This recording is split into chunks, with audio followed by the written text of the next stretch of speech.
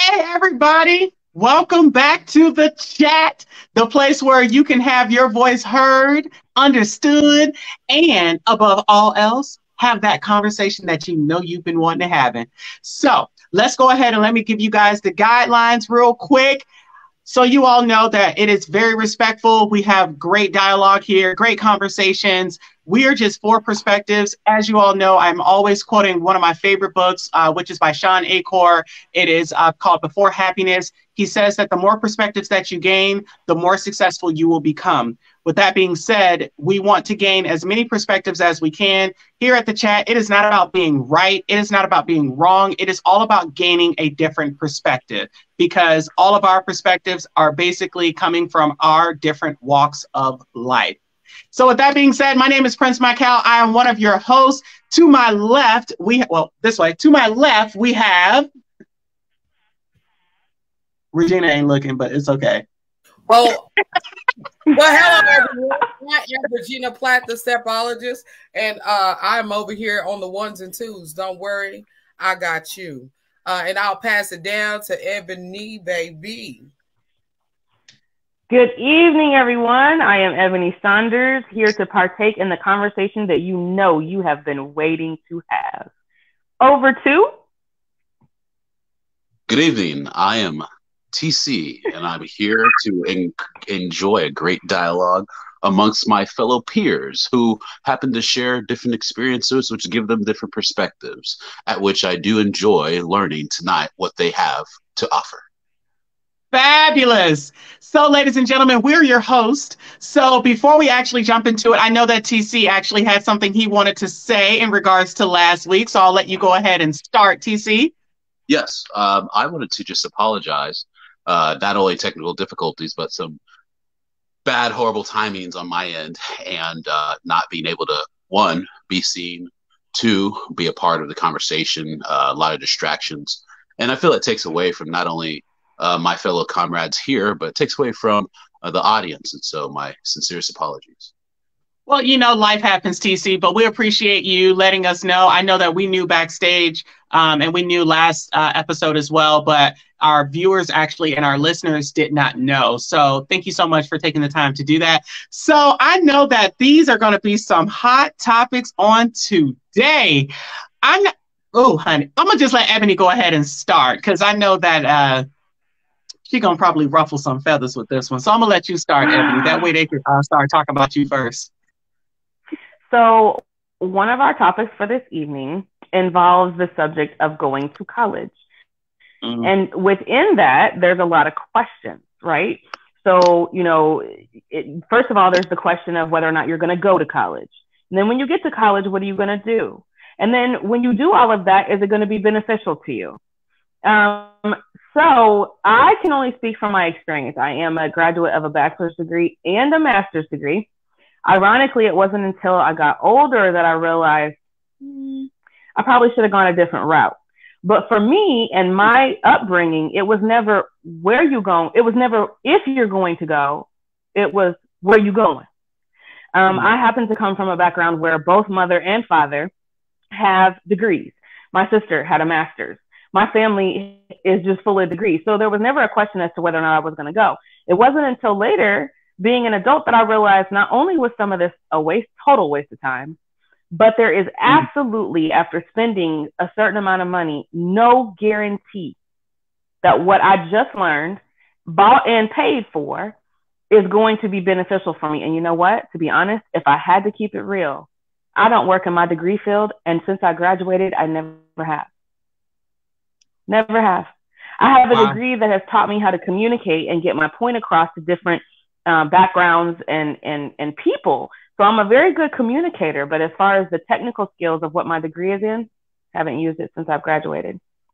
So tonight, I want our viewers, for those of them that have degrees, I would really like for people to chime in and let us know whether or not college was beneficial for them, if they thought it taught them anything, if they feel like it was a fair price for the education that they received. The other thing I would also like to know, and we could go on and on and on with this one, is how did you go about choosing where you went to school? Because this was the great debate in my family. most of my family members went to HBCUs. I never quite thought that was the fit for me. I grew up, in all fairness, in white suburbia. That's what I knew. And all the way in elementary school, I was the only African-American student in the entire school, all the way through and up to 5th grade. The only one. In middle school, there might have been 1,500 students. There were maybe 10 of us.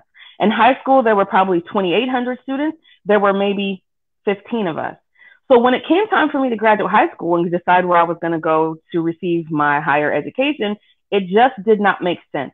And the reason why it did not fit for me is because that's not what the working world was going to look like. For me, it didn't make sense to go to an HBCU because when I graduate, unless I'm going to be working for an entire Black company, it's just not how the world is composed. So I found it more beneficial for me to go to a university that was more diverse, other than just strictly being an HBCU. And boy, did it ruffle some feathers in my family.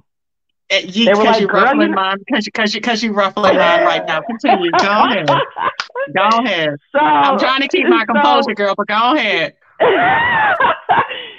that was my choice. I ended up at what was then Southwest Missouri State. Now I think it's MSU. It'll always be SMSU for me. But that's where I ended up getting. That's where I ended up getting both of my degrees. They had a very good program for the degree that I went in for both of them. But for me, it just did not make sense. It just didn't make sense. And I'm grateful because go ahead. Go ahead. Oh, no. Go ahead. I'm okay. Because I can't no more. I can't.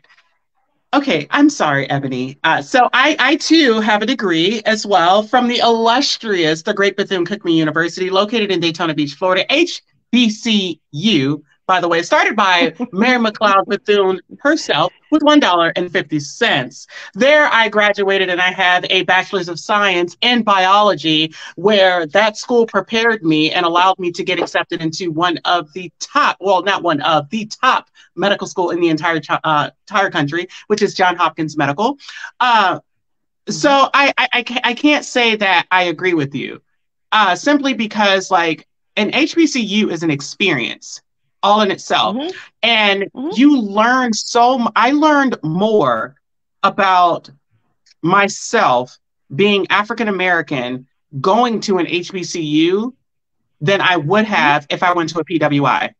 And that is simply because when I went there, the way that I was raised in Florida, in Miami, there were a lot of things that you are not taught, because let's face it, a lot of history has been erased. A lot of history has not been able to be passed down. So I had no idea what Juneteenth was. I had never even heard of it. My very first time ever hearing of what Juneteenth was when my freshman year of college, and I was just like, oh, okay, well, what is this? That was the first time I'd ever heard of it. The first time I'd ever even heard of Zora Neale Hurston was when I was in college. Never even heard of her. So it was a lot of information that I was not given because it was not taught. You can't teach what you don't know. And when I went to this school, I learned, I was culturally enriched all about myself, things that I had no idea that African Americans even had. I learned about Mansa Musa. Most people don't even know who that is, because when you think about African Americans, you automatically think of slavery. That is what's taught in school systems. You're taught slavery, you're taught Christopher Columbus, you're taught all of this. You're not taught what happened before all of that. And going to an HBCU, it enriched me to be able to know what those things were, who I am, where I stood, the power that I derived from. On top of that, I think that it was a break from the real world, because throughout the entire time that I was in attending school, my higher education, I still was working in a predominantly white company. The company that I worked at, I worked in the pharmacy. So I was there, but I was like the only Black person that worked there, the only African American. So automatically people want to ask you questions. You become the token white, you become the token black person because apparently you can solve all black issues, you know, all the black information and things like that. Yeah. But once I stepped back on campus, I felt safe, which is something that in the US I often do not feel. Because when I walk out of here, I remember April 15th last year. And actually, if I'm not mistaken, a year ago today, April 15th, last year, I was sexually assaulted on the aircraft. Now, the person that did it, I honestly, had I responded the way I wanted to, it would have been another person in the news that showed, oh, well, look at what this African American person did. Oh, well, he should not have responded that way because it automatically would have taken off, it would have taken a left, so to speak. It would have gone, oh, well, look at what this person just did. He could have done that better. And I didn't feel protected at that time. But every time I stepped foot on that campus, I felt protected, I felt seen, and I felt heard. So you missed out on a great opportunity, honey. I'm just saying. And do I believe that you get your money's worth? I really don't, because college is a business. They push student loans and all of this stuff. They don't show these kids how to actually go to school. And I don't believe that, especially like the first 2 years that you go to school. The first 2 years that you go to school, we didn't talk about anything that pertained to my major. That part. It was after that I got a chance to go and learn the things that I needed to, microbiology and, you know, cell biology and molecular and all of this stuff, statistics and all of this jazz, all of which I don't use because by day I work as a flight attendant. By night, I'm an author. So I just, honestly, I'm just like, yeah, but for the money's worth, I don't believe that it should be as expensive as it is. What you think, TC? Because I see you shaking your head, honey. I don't agree with the 2 year thing. I absolutely don't. And it's one of my issues with America compared to Europe, where they go straight into their degree or avocation, whatever it is. Oh, I didn't know that. I mean, those, you know, was it 01, 101 reading, 101 English, 101 math? Absolutely a repeat of what you learned in high school. And I'll be, first off, Ebony, I completely relate to what you went through, because that's one of the reasons why I was not close with my family, is because all my cousins have degrees, and, you know, one of them's a doctor and and they all excelled. Me, I've always been a creative. I've always been, you know, what's fun for me. And so when college came up, I had a unique opportunity, or I was blessed with a scholarship for a 2 year college at Longview, right? But when I stepped in the classroom and I was told, here's your syllabus, you don't have to be here for the test, and good luck. And I was like, wait, so I don't have to be here right now? I was like, no. Oh, well, shoot, let me go to the cafeteria and hang out and, you know, and enjoy some giant pancakes, because they used to make these giant pancakes the size of a plate for like $1.75. It was amazing. But anyways, yes. So, but, you know, I didn't apply myself because there was no repercussions. And unfortunately, I'm a person that, you know, I wasn't mature enough back then to take college seriously. So I see benefits. You know, he's going to school for biology, or he went and got his degree in biology. That makes sense, because a lot of things bio require you to know what you're cutting into, or, you know, looking at in a microscope. And chemistry, you know, you're messing with chemicals. You could blow yourself up, or you could create a toxic gas. I did that in high school, messing with iodine. Yeah. So those degrees make sense. But, you know, oh, I'm going to school for, what is it? That art degree that everybody gets. It's a type of art degree that's very general, that it's just BS. A lot of people get it. Liberal arts. Liberal arts. Thank you. Yes, it's a BS degree. Anyways, because I know how many people at First Fridays that did not go to art school, and they're partaking in an artistic craft that is on their heart, right? And they make a business out of it. And they're out there every weekend or once a month on Fridays, putting their stuff on display and making an income from it. And they didn't get a degree. So I'm just going to stop here and pass it off to Miss Regina, the stepper.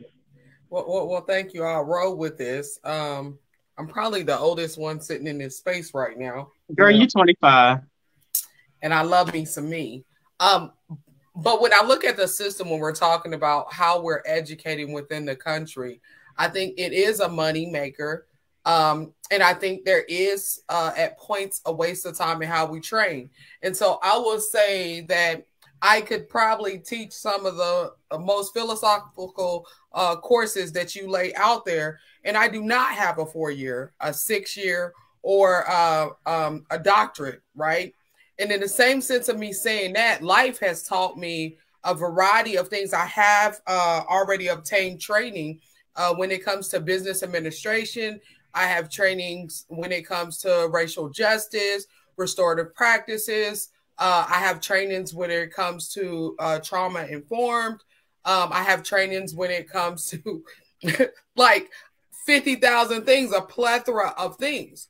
And the reason I have all these trainings is because they align with what I do, and a university does not offer them in that order. And so recently, within the past year, well, over COVID, I went back to school to study in anthropology, cultural anthropologist. And the reason why is because it offered some of my conflict resolution pieces that I wanted to tie in to the experience that I already obtained. But as I sat in the courses, one of the things is like I'm sitting there and I'm going through English 101 all over again, because to take my business administration training, I did not have to take those courses, right? And so going through some of the courses I'm sitting in with, and I'm repeating information that I know. I'm a author, right? I write. That's my thing. I write. So when you think about that, you're like, and people are praising you for the stuff that you naturally do. Like you're in the corner, like, oh my God, just such amazing writings. Oh, you just such a God. You just follow the instructions of the lessons so well. And I'm going, well, these the same lessons, like someone said, from high school. And we learned part of that when we were back in middle school. So I'm not downplaying, but what I do say is that as a nation, we need to align training people to become the best of their authentic selves. And so some are aligned to go into a vocational field where they don't need to sit in a 4-year university, right? Mm-hmm. But they're productive within our community, like a mason, construction field. There's in the nursing field, there's so many different pieces to that, so many different dynamics of what's being done. And so I don't feel like it should be a belittlement or a takeaway, because one is using the hands, right? One is, what do we call it? You got the analytical and you got the global person. And then you got the person who works more with their hands. And you got the person that's more auditory, mm-hmm. the person more. And so when we do that alignment, like, why are we wasting time sending people through programming and they finish school and they're barely making enough to live? Not only are they barely making enough to live, right? They're not happy. Look at the suicide rates in our nation. Look at, because we're going to move into the next topic, right? How many people resigned since we stepped into 2020 within this nation, right? Some people quit. Let's just be, some people got fired or some people got laid off. But in our nation, there was a skyrocket of numbers of people who resign for jobs. There is a higher number of people over the age of 30 living in their mom and dad's crib still. So if college mm-hmm. is what was working to define what success is and what it was, then why do we have so many people within this nation struggling? Somebody knocked down doors. But you got to remember that, honestly, college to me is an outdated way of thinking. That's just me. That's just what I think now. The reason that I went to college is because when I was growing up in Miami, my my aunts, my uncles, everyone that was around me, they all bust their tails. When I tell you what everything that I see now that is now realized is all because of all of them, all because of what I saw my mother go through, all because of what I saw my aunts and uncles go through. They all bust their tails. I remember my Uncle Rod and Auntie Lisa. They've been together now almost 40 years. And they, back in 2000, and I think it was either 2013 or 2015, I was in, anyway, I was younger. And they took all of us to Disney World. And it was 11 of us that they took, 11 kids that they took to Disney World, including themselves. So 13 people. They didn't ask nobody for anything. They paid for it themselves, right?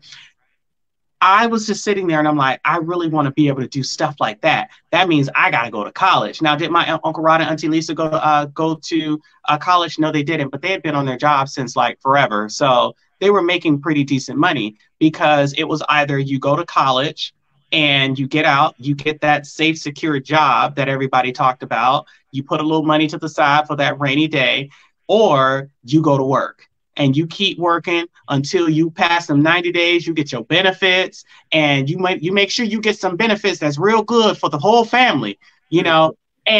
But now I think the problem is that people are realizing they don't have to go to college to make a six-figure income. Look at right now, every recession that happens, there is something, or there's a different app, there's a different business, there's something that starts to boom. Before this happened, you ain't hear nothing about TikTok.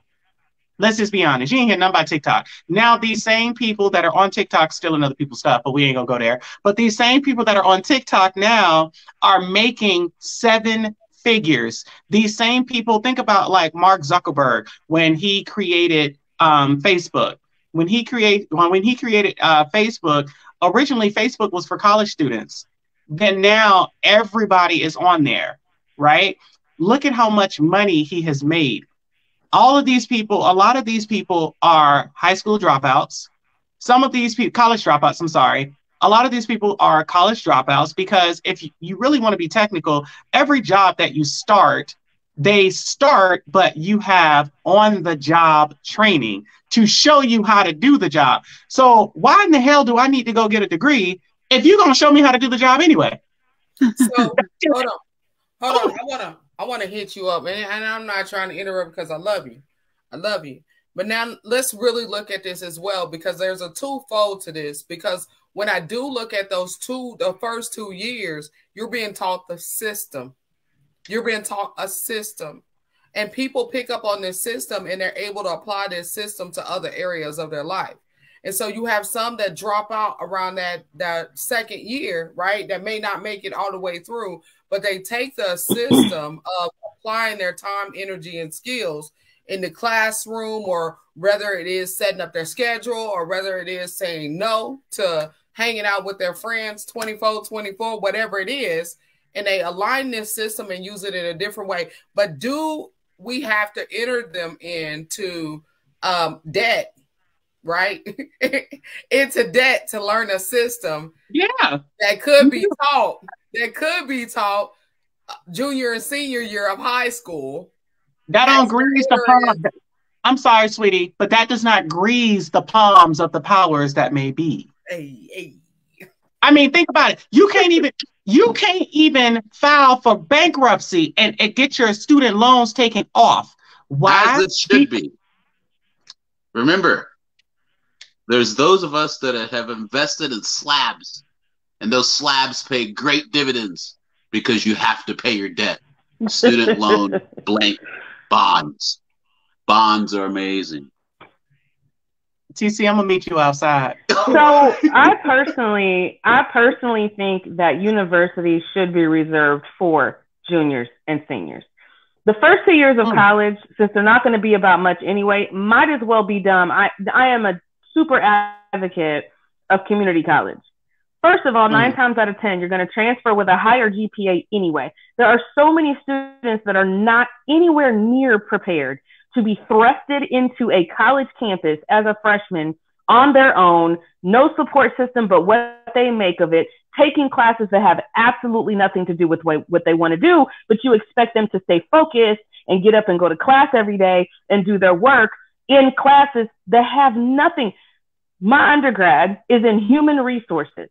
My freshman year of college, I was required to take an art class. And when I say art, I don't mean, because, you know, there are so many different avenues of art. I don't mean a film class.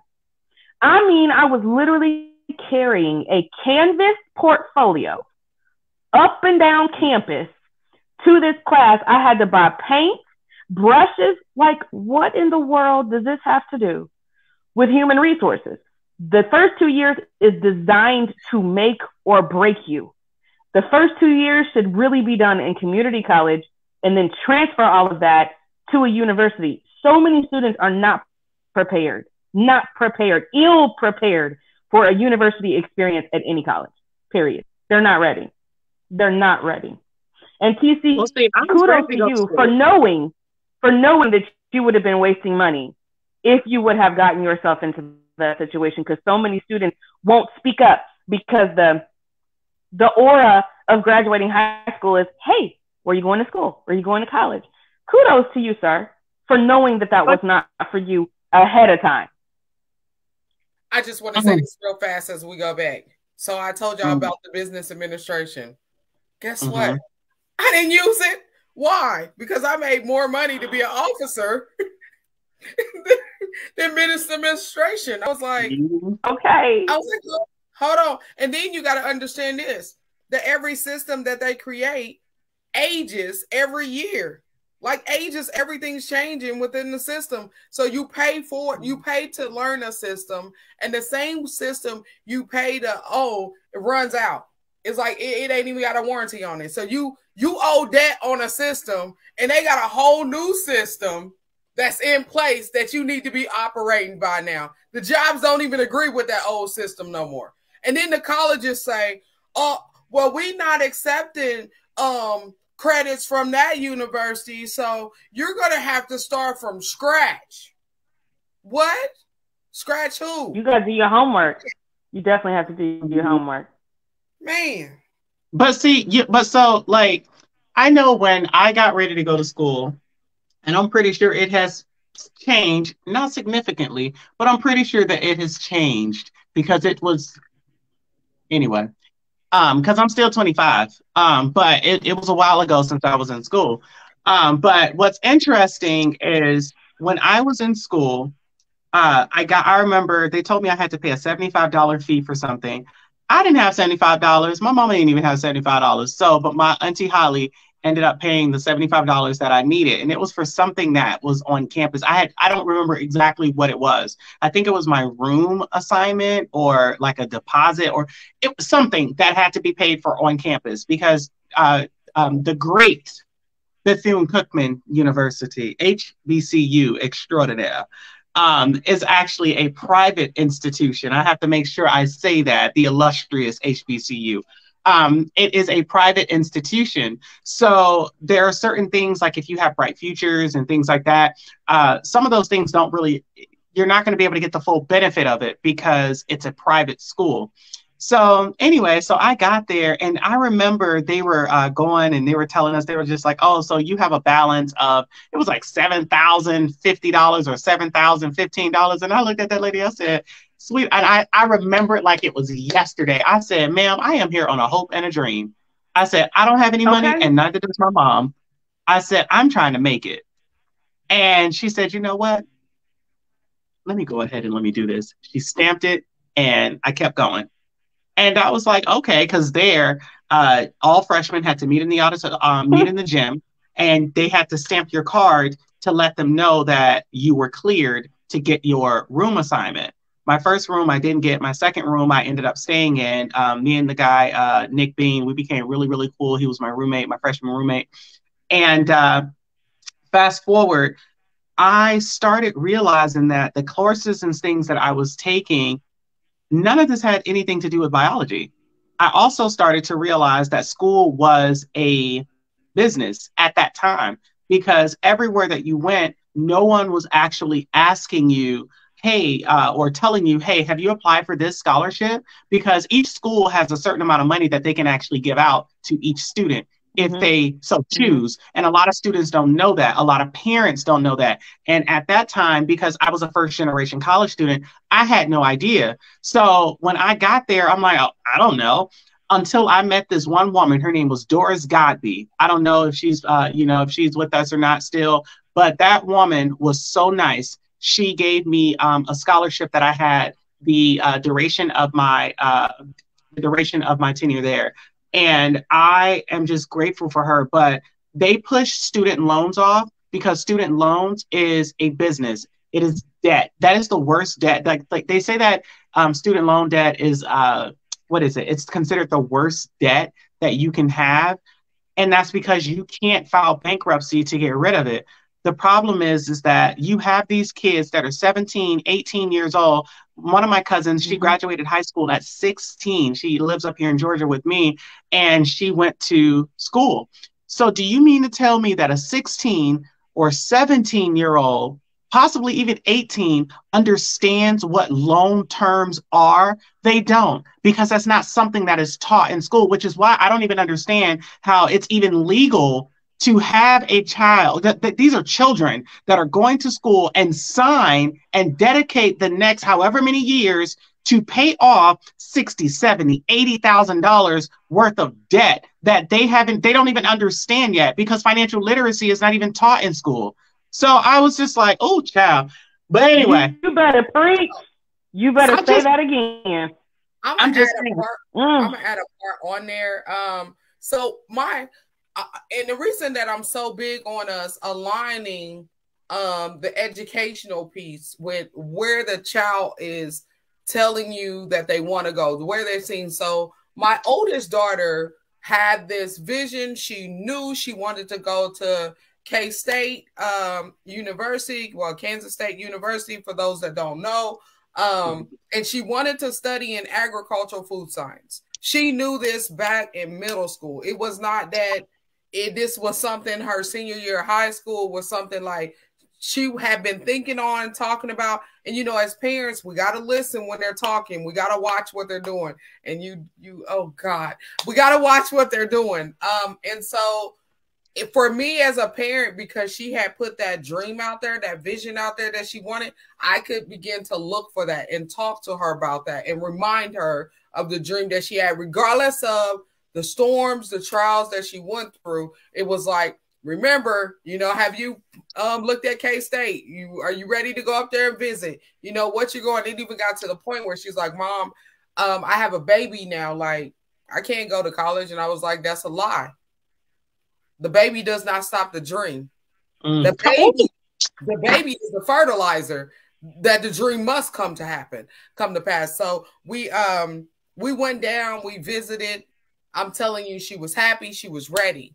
I mean, we went through a couple of times. I took her down there to the unit, and I'm talking about take off of work, right? Because when your children have a dream, this is the living legacy, right? That goes forward with you if you allow yourself to help them get that place. And so she goes and she gets in MAPS program. And not only that, I said, when she gave me the dream, it was like, for me, I go, God, send her to school and send her to K-State. Don't send her to a school. Send her to K-State and let her not have no student loans when she walk out the building. And so me saying that began to align me and began to help me coach her to go in and ask questions. I'm talking about asking for help with student loans, even when she didn't want that. Mama ain't nobody, don't nobody, Go on back over there to that office. Call that man, ask them what they got. Who over you in school? Who the person that you got to check in? Go on and ask them what money. Oh, they got a TRIO program too. I need you to talk to the TRIO people too. Oh, hold on. You need to fill out that essay so you can get that money, baby, right? Yes. It was because it became routine, right? She is now, and that's a falsified thing that they do. Oh, 4-year degree. No, the 4-year degree can be a 5-year degree. All these children are not completing all these credits in 4 years. Let's just be real. That's a whole nother set year that they're paying 2 more semesters that she has to pay. But when she comes out of school, she's like, Mama, I'm getting tired of going to school. And I said, hold up, baby. I know they said it's going to be 1 more year, and it ain't 1 more year because you was out kicking it. It ain't 1 more year because you was failing all your class. It's 1 more year because the program should have been noted as a 5-year program. Let's keep it real. And I said, when you graduate, you're going to graduate with a double major. You're going to graduate with global food science, right? Global leadership food science, just like this. And then you're going to graduate with agricultural food science. So that's double bachelor's. And then you're going to graduate with a minor in ag business. I said, baby, 1 more year, you gonna do that right now. They need African Americans in the field of agriculture. 1 more year, yes, and do. You went to the top. You didn't go to any college. You went to one of the top agricultural schools in the nation. 1 more year, and then you gonna come out, you ain't gonna have no debt, because we're gonna work on this. We're gonna keep working this thing where you ain't got no debt. And she's like, and it's coaching, right? You get what I'm saying? It's coaching. But then I have a whole nother child, right, who decided that she wanted to take phlebotomy, right? Phlebotomy is a 6-month course, and she take the national test, and she can go be a phlebotomist in any state, and then she can go back to school while she making over $25 an hour, right? But it's training, it's hands-on. She working with blood, she working with stool, she working with urine, right? The body fluids. The other child wouldn't have want to go work with no blood. You get what I'm saying? The agricultural food science she ain't working with no blood. She like, y'all tripping. So the thing that I'm saying is the alignment, right? The alignment, because we don't want them to go get on the job and feel like enough is enough and I'm not valued on my job. They don't see me on my job. I can't grow on this job. We want them to be able to step out the next generations where they can go and soar and ain't got to worry about settling. But that's why a lot of people have been quitting too. Like, the Great Resignation is because of that. A lot of people hate their jobs. And, I'm reading this book called The Alchemist. I just started it, and I'm about almost halfway through. And I was reading this one part where the boy was saying that he had sold his sheep, and he started working for this guy. And he said he really didn't like at first working for the man because of the way that the man came across. The man was somewhat abrupt. And he said, but then he says, but if I work here long enough, because he does pay me a good commission, I'll be able to get to the pyramids. And I stopped and I said, oh my gosh, he settled. Even though it was for that short period of time, he settled. Because when you look at people right now, most people will tell you, oh, it's a job. Child, you don't ever leave no job without having another job lined up. I am not telling y'all to go quit y'all job. I'm not saying that. I'm just saying. But most people, they're at their jobs. They are miserable. I love what I do in terms of the benefit. But baby, sometimes these people will make you go, baby, I just need you to meet me outside, honey. Okay, just meet me outside. I just want to talk to you, because the way that they are. And, prime example, like I got up this morning and my shuttle to get to the airport was at 4:30 a.m. 4:30 a.m. 4:30 a.m. I don't want to talk to you. 4:30 a.m. I haven't eaten. I haven't had coffee. I haven't had any water yet. I haven't even had tea. Leave me alone. My coworker comes and she sits next to me and she goes, so do you want to talk? And I was like, no.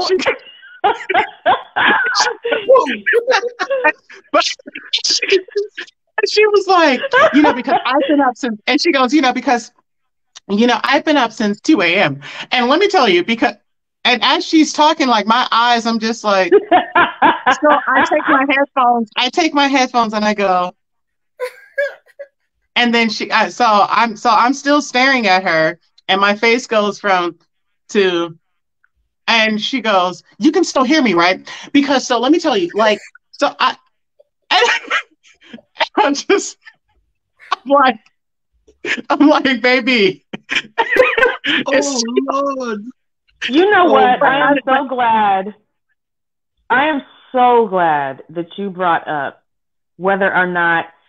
So this could be a whole nother topic. So I'm not going to be long on this, but I'm so glad you brought up the fact that a lot of people don't like their job. mm-hmm, We're going to have to dig into that one day. And the reason why I love that you said that is because people get jobs for various reasons. Clearly, most people to earn a living. But so many people pay attention to the dollar they make or what physically goes in their pocket versus the benefits, right? So everybody's so, okay, well, I currently make 20, but I just found this job that makes 30, but the 30 doesn't provide medical, dental, 401k, pension, but the 25 does. And you so stuck on, baby, you are so stuck on the dollar amount that you're making, regardless if that's salary or hourly. You can't see the forest for the trees. So you're willing to make more money, but you can't go to the doctor because you ain't got no insurance. You can't get glasses because you have no optical insurance. You can't, when you leave after 15 years, you don't even have nothing to fall back on because they ain't paid you a 401k the entire time that you're there. And then I am so glad you said that. Y'all don't see TC face. TC, what you thinking? Because your face is telling on you. I'm gonna need you to stop watching my screen, okay? I can't. When I hear her say all that, and I'm just like, here we go with the benefits, because like my mom's the same way, and it's like, look, we're young, we want the money, okay? I'm not going to the doctor. I don't need glasses. I don't have any allergies, okay? And as far as a 401k, there's so many apps. God, I've got 5 platforms of exchanges that I'm on, from Binance to Crypto.com, Coinbase, Fimex. There's a international exchange I'm on that shouldn't be on there, but whatever. But there's so many ways to diversify your savings to get little dollars for you or to get coins for you. I mean, 401k, I mean, that's a lie in itself, because guess what? When I leave my job, the little, match your income. They take their half. So there's no point, Not everywhere. Not everywhere. Well, the corporate jobs I had where it was, sales jobs. So, I mean, I can't really speak for, every industry, but at least in the sales sector, team management, territory development, they are ruthless. Hell, when I was in the payment processing industry, it was fun, but I was still the bad guy because I'm talking to business owners about, hey, let me take your money for you to accept money. Even that, I built a residual income, but when I left, that didn't go with me, So, at the end of the day, I mean, there's just so many ways for us individually. Acorns. Okay, so let's not talk about exchanges. Acorns. Let's see here. There's a couple of apps that aren't really coming to me right now, but there's apps that allow you to put aside money and diversify your portfolio. And by diversify, I'm not talking cryptocurrency. I mean EFTs. I mean bonds. I mean, small caps, large caps, medium caps, all of that jazz, commodities. And actually made a new friend at this networking group that I go to on Mondays, who's a financial advisor. I had him look at my portfolio. He was impressed. He was like, this is pretty diversified, and pointed out, based on where we're at in the market right now, that, most of my stuff is in, gosh,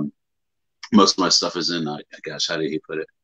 It doesn't matter. The point is that there's ways to do that without a 401k. So, I know I'm about to throw y'all for a loop right now because this is not one of the topics that we were supposed to talk about, which is why I'm doing it. Um, so we brought it up last week, so I'm gonna bring it up again this week because I really want to know. And then I was on the plane and somebody actually brought it up to me as well. That actually tuned into our show. Isn't that nice? So anyway, so would you be okay with your best friend dating your ex spouse? Yes. Yeah. Yes. If they fit, I I mean, For you know, me, why not? okay, I explain my piece. For me, if they have something in common, right, Mm. and we're done, right? You're saying your ex. If it's my ex, I'm done. I'm not trying to carry my ex forward, right? And if they have something in common, it doesn't bother me for them to be able to attach, but I don't want them to be together and talk about me. Don't talk about me. Don't compare anything about me. Y'all make it do what it do on y'all terms. But you're But the common denominator. you know what? My circle's so small that I can bet you if it was one that you're already connected to them. So my circle is not that it's not a huge circle, but then for people to be around me, I'm around manifestors, right? And so who's to say that they may be more connected than me and that individual were? And you can kind of, I'm gonna say the other part is most times people act like that. I've seen that happen. They act like they didn't see or recognize that them two, there was a chance that they connect or that they had spark between them. You can kind of see that. And for me, I'm like, it's good. We over. We done. So go on and move on now. If you already got somebody, that means you ain't gonna come back and try to holler at me because you know I know who I am. I know I got that good. And so I don't need you to be trying to so go on and jump over there. Like I mean, like I know who I am. So for me, there are so many fine lines, and there are so many fine lines in that question because chances are, if this is my best friend, this is also the person that I confided in when I was going through issues with this person. And so there's a lot of emotional and psychological fine lines for me. I agree with Prince. Like, regardless if you're done or not, you are the common denominator. And to me, it would be very difficult. Like but I also agree with Regina. You couldn't come to me about some issue that you having with him. I'm definitely not the person you could confide in because I've already done that with you. But here's the deal. Like, I'm fine line-ish, but super petty about it too. Like, here's the deal. You can't confide in me. I don't want to hear it because chances are whatever issue it is, he probably did to me and you knew that ahead of time. So if you're dumb enough to get with the fool, then that's on you. But don't say you didn't know what he was like, what he was capable of. But I don't know. I guess where I'm coming from is I get the possibility of it. Thank God, like Regina said, my circle is so small, I will never have that problem. That is one issue I will never have to deal with. Yeah, I just don't. It's a lot of fine lines. We will never have to deal with that issue because you know Jerry Springer stuff be popping up out of all kind of people. Well, you know, somebody found out that Jerry wasn't real after a few years. TC, what you think? My question is, do you ladies keep your circle small out of fear and contraction of the default of human beings? Or do you hold on. I'm sorry. You better answer this question first. Don't be trying to pivot. Don't be trying to pivot. No. Well, hold on. With a question. Wait, well, it's a tactic that I've picked up from my training on hypergamy. But anyways, here's the thing. I mean, I was just doing the hand motions when Mr. Gina was talking, so I thought that was my answer. I agree with Mr. Gina all the way. I mean, at the end of the day, if there is an alignment for those two, awesome, right? Because at the end of the day, if you love that person that's your ex, then you want to see them happy. And so if your best friend, and of course, if your best friend is going to, say, and this is assuming they come correct, as people say. So if they come correct and they're like, hey, I've been thinking about this person. I really care about them. Would you mind? Would you give me your blessing, or would you blah, blah, blah? And it's like, hey, you know what? I really appreciate you coming to me about this. Absolutely. And bada bing, bada boom, really. I mean, yeah. Honestly, I heard what you said, TC, but I ain't that friend. No. Okay. And for the record, my circle is based on realness. You remember that song? My circle is small because I know who, and Prince, I'll ask you this since you're 25. Do you remember being like 18 and 22 and even 25 and, it was a big deal. For some people, they're just loners. My oldest daughter is that way, but it was a big deal to have, the party crew, the people that you knew you could go out with, the people you knew you could study with. So here's the deal. As you get older, you find out who really is and is not your friend. Part of that life experiences and how people react to your life experiences is part of the reason why your circle just gets smaller. It just does. Yes. I think we've all heard the theory of, as a tree, you have roots, you have branches, and most folks are leaves, right? So we understand all of that. So as you get older, it's natural that your circle is going to get smaller because you find out who is and who isn't. You find out who's real, who's going to be there, who's going to show up, who's honest. You find out all of that as time goes by. And that's one of the lessons that I'm teaching my 15-year-old right now. But what about the natural? I mean, because look at all of us right now. We're freaking just cool ass people, okay? And beautiful. That have different gifts, that have different abilities, that have different subject matters, right? And guess what? Prince knows this. If I saw him and wasn't picking him up for that event that we went to, I would have been like, yo, I love your style. Like, what's your story? I would have just talked to him, right? And you know what my response would have been to you? I love my style too. Thank you so much. Would you like an autograph? So I mean, I'll say this piece real fast. So what I'm saying is that we naturally, I believe, would continue to add to our circle based upon people who we resonate with. So I can't comprehend that your circle gets smaller. Yeah, circles have circles though. Hold on. Let me just say this part real fast. First off, just because I communicate with people and I form this with people does not mean that you're my friend. Right? My friend. Come on.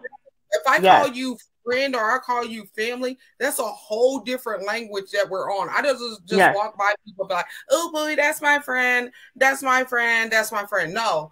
That is an alliance. That is for me, that's a soul connection, right? There's something that is, and when we use attraction, a lot of people want to talk about attraction in the formation of a relationship with significant others. Like, there's a drive when I connect to you. You make me want to be better. Like, our conversations, our interactions. I don't just be like hanging out with little flunky butts. The other part, let me digress a little bit, right? I've had so many women become mad at me because, like, a dude that was trying to holler at me in the past, or, maybe we came across each other and he was liking me, he was flirting or whatever. And I was like, no, you ain't my set, but I know somebody that you could rock with. Like, you and her, like, y'all could click together. And women be like, have gotten mad at me in my past and be like, how you gonna try to hook me up with somebody that like you? Well, first off, we ain't together. Like, me and him don't gel. And you and him fit. Like, the conversations I've had with you and him fit. And I'll tell the guy, like, hey, bro, like, that's your one to rock with over there. Like, give it a chance. Me and you, I being knocked you out the box and, that's so sweet. Virginia, that's so sweet of you.